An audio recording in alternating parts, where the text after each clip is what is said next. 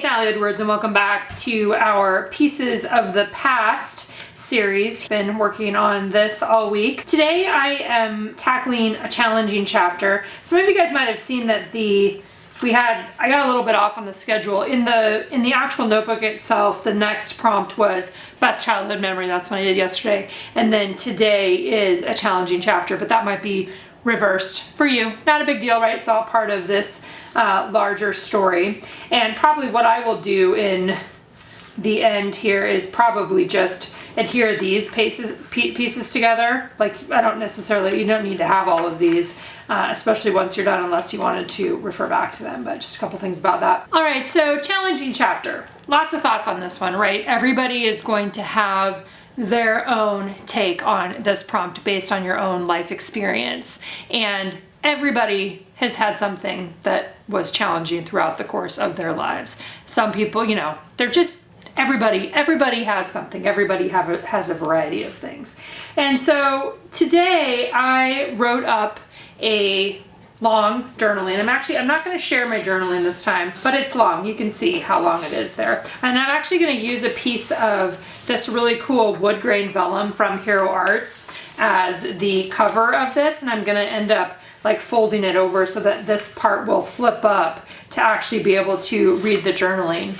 My challenging chapter, or the challenging chapters for me, a lot of the challenging chapters for me have been related to my dad. And my parents are still alive, and it will be no surprise to them that my dad and I have had some challenges over the years. And what I wrote about in my journaling was from the approach I took in my own journaling was from a higher view, right? Like a higher view of the story and a little bit of perspective that I'm able to bring to the stories of my childhood as an adult, and talking a little bit about how the things that I felt like were challenging were very real to me, right? And I also write about how I have a lot more, let's see, let me pick out a couple things to read to you. Things like, my growing up was a common mixture of love and frustration and care and sometimes fear and support and disappointment and adventure and celebration and family. As I've gotten older, my relationship with my dad has had a number of challenging chapters and a number of really nice chapters. There is a whole lot of "and" in this story, thanks to my friend Liz Lamoureux for always bringing up the concept of "and," right? That more than one thing can be true at the same time. We could have very, very challenging parts of our relationship, and we can also care very, very deeply about one another. And I think that that's an important part for me, especially as an adult looking back on my own childhood in my own story, to recognize, right? And I think that's really important as you're thinking about that. I also talk a little bit about how, as I've gotten older, I've worked to develop both more compassion and more boundaries for the challenge that is parenting, right? Just an acknowledgement of that, especially as I'm now parenting my own teenagers, and I'm more able to view those challenging chapters from the standpoint that, for the most part, people are doing the best they can with what's right in front of them.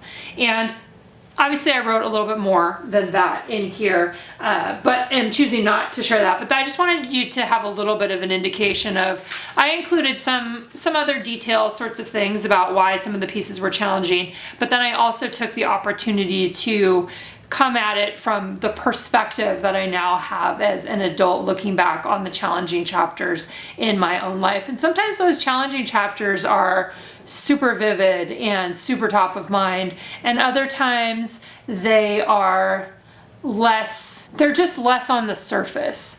And so depending on how you're feeling today and how you choose to approach this, you may choose to skip this one altogether. That's totally possible. If you're doing this in the notebook and you're like, nope, not going to do that, you can cover over it. You could adhere these two pages together and not even tackle this one. That invitation is always there for you, but the invitation is also there for you to decide what piece of this story or what piece of one of the challenging chapters in my own life do I want to document right now? What's a way that I can tell that story, or what's a way that I can approach that particular story, or how am I feeling about that story right now? All of those invitations are available to you. So again, I'm going to do something so much what I did yesterday, which is having my journaling be on the long side here. There's lots of different ways you can approach this, though. One of the things that I thought about doing, and I went back and forth on this is the potential to create a pocket for your journaling that could be slipped in. Let's say you wanted to have a big photo. You had a big photo that you felt like was really important to you and you wanted to use it. I printed this one out big and it just didn't look as good, I think, as it looked smaller in this case. So that's why I'm going with that one. This is me in high school with my dad. And so you could do, you know, like a full page photo here. And then how you've seen me cutting along here, you could cut along here and turn this into a pocket, right? Where you could take maybe a tag for your story or create a little tag book for your story that could be slipped inside of that pocket there. Just something to think about as you are deciding how you might want to tackle this particular prompt, or if you're just working through, you know, and adding stories into a notebook like this. The other thing that if you are a subscriber to our kits and if you participated in our recent subscriber day, one of the things that I was talking a lot about was journal cards. And I recently reorganized my journal cards, and one of the categories that I have in my journal cards are patterns. And so I picked out a few different patterns, the couple ones that were, there's one that's an ampersand here and just the word and, right? Because I referenced that in my journaling. I think this is one I'm probably gonna use. I also saw this one that just had some text on it.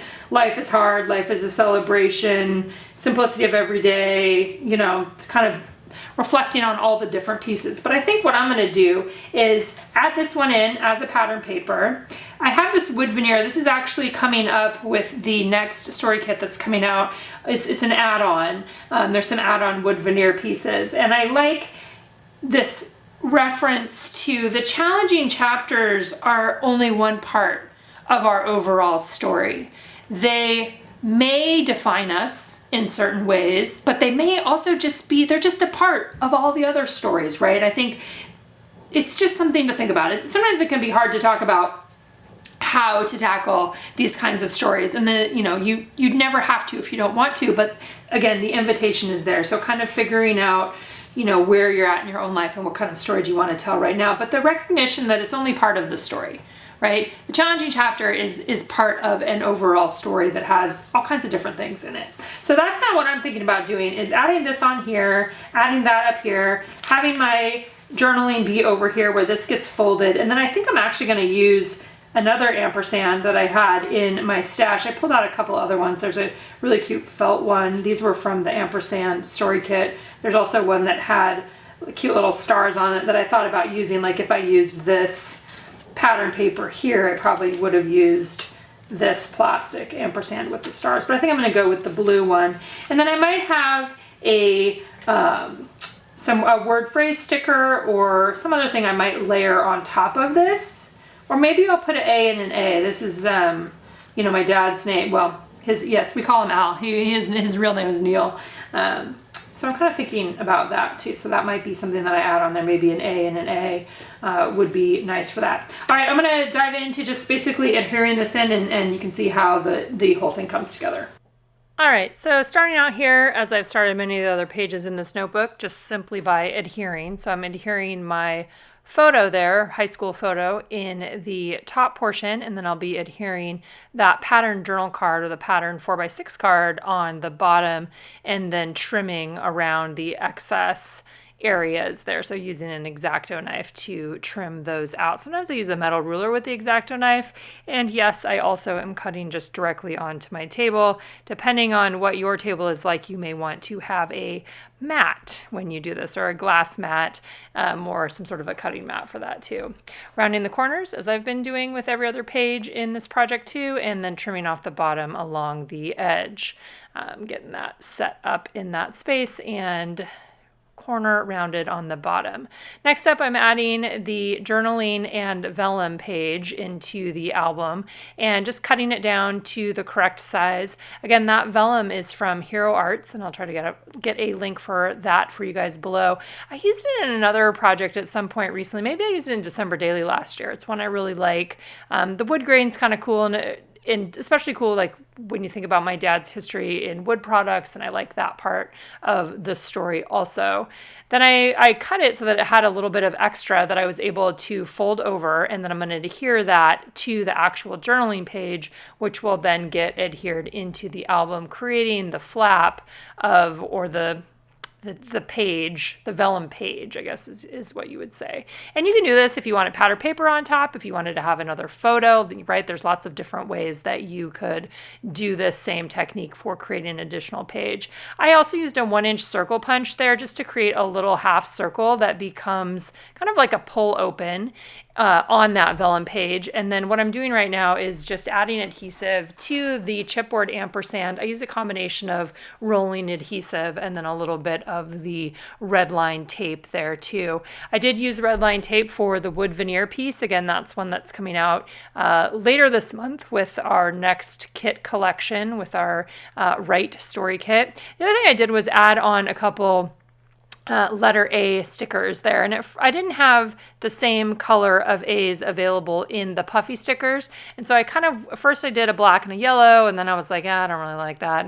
And it would have been fine, of course. But in the end, I ended up grabbing some of these chipboard stickers that I had in my stash and doing 2 of the same of those. Ended up pulling off that other puffy one and then adding this on. I also considered a few different word phrase stickers that could go on top, either layered on top of that ampersand or underneath. I looked at a few different things in my stash, and then I found a word phrase sticker that says "My Story Matters," and that is from, I believe, one of the One Little Word kits in the last couple of years. It's just a clear sticker sheet, which I love, love, love those. And I added that directly onto the ampersand. As always, if you guys have questions, let me know in the comments below.